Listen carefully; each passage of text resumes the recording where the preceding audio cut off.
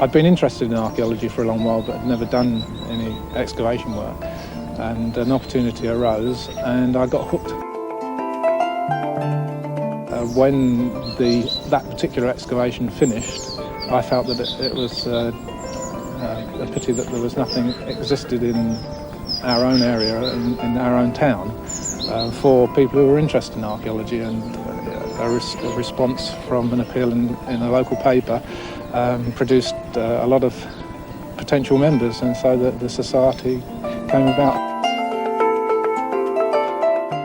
Archaeology has been a very important part of my life, giving me a host of interesting, exciting and challenging experiences, full of mystery and surprising twists where determination and good fortune often worked hand in hand. The purpose of this video is to regenerate interest in a 37-year-old archaeological project so that outstanding specialist work can be completed and the useful discoveries properly published. The newly formed Maldon Archaeological Group, of which I was a founder member, took a special interest in a nearby sand and gravel operation which started in 1978. The 110 acres of farmland to be quarried over 10 years had not previously yielded any archaeological remains, but there had been crop marks shown in aerial photographs suggesting an ancient landscape. Thus, the Lofts Farm project was born. An enthusiastic and determined group of local people, aided by professional and expert archaeologists, were treated to a voyage of mystery and discovery, which took them back thousands of years.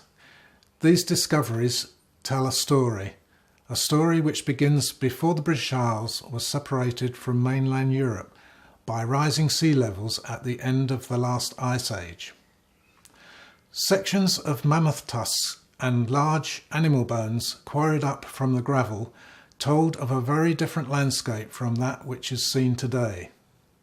A scattering of worked flint and small indistinct pits were the only evidence left by the hardy hunter-gatherers from the long Mesolithic period which followed the melting ice.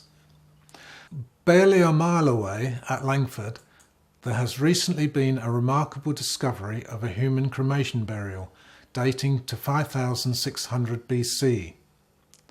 The funeral pyre, being so near, may have been visible from the quarry site, and the Lofts Farm area must have been well known to these people. Under stripped topsoil, ditches and pits revealed distinctive Neolithic pottery from the 4th millennium BC, providing evidence of the first settlers and farmers on the site. Much more evidence was left by the later Bronze Age inhabitants, most impressive being a large circular ditch, best described as a Bronze Age barrow. Although lacking a central burial pit, there was evidence of a central circular structure with remnants of several satellite burials. Radiocarbon dating of the charcoal sample from the centre of the barrow gave an approximate date, 1590 BC. It is thought that this barrow must have been a long-lived feature of the landscape because 1,000 years later, Iron Age people tacked on to this monument their own buildings or enclosure. Later, it would appear that the Romans initially respected the ancient remains but later cleared the surface to make way for a field entrance.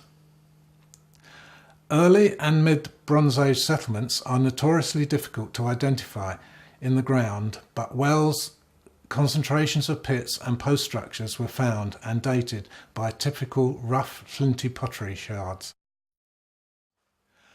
Around 600 BC, the period judged to be the transition between the Bronze Age and the Iron Age in Britain, there is seen a distinctive barrow-like burial and a small double-ditched farmstead, the latter having been fully published. The undefended farmstead contrasts very obviously with the heavily fortified hilltop sites more commonly associated with this challenging period. The Lofts Farm site really comes to the fore during the Iron Age proper. Probably it is in this period that the site can make its biggest contribution to archaeology generally. Selective excavation trenches and quarry topsoil stripping revealed a series of small farming settlements spread out in both time and space across the 110 acres. Trackways, fields, enclosures, huts, four-posters, wells and hearths were uncovered, most of which contain groups of pottery shards still awaiting a specialist report.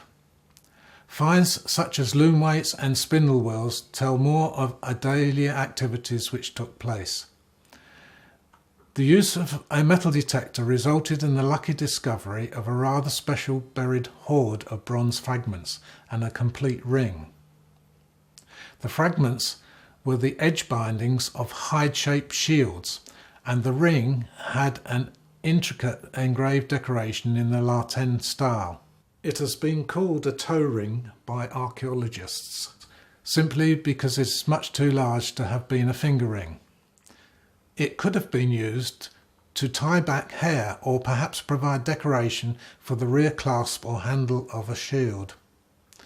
It is thought that the hoard was most likely discreetly deposited by a traveller wanting to hide his valuables from local residents.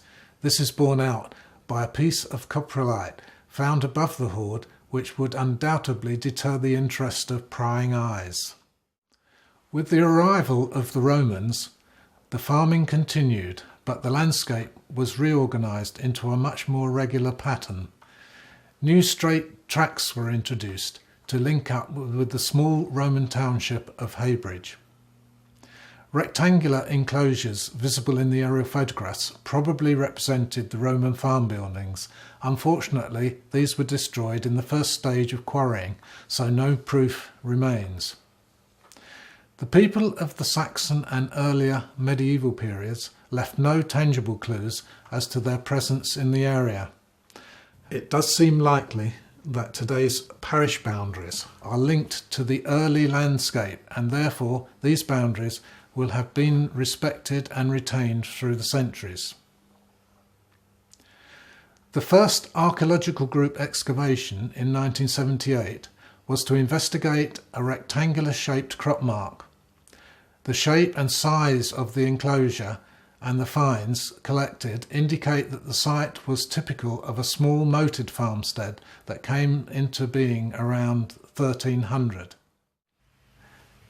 I now return to the 21st century and consider how all the Lofts Farm's findings can best be published and thus preserved. Project plans, notes and photographs have already been assembled on an interactive DVD, but it's still necessary to deposit results in a widely accessible archaeological digital database. In this way, some very distinctive finds and features could be retrieved and used in wider studies. The most important outstanding work is the specialist report on the prehistoric pottery. This sorted pottery is now stored in 40 boxes at Colchester Castle Museum. Over the years, archaeology, and particularly the Lofts Farm project, has given me a huge amount of pleasure and satisfaction. My biggest wish for the future is that these unique discoveries and time link to our ancient predecessors are preserved and accessible forever.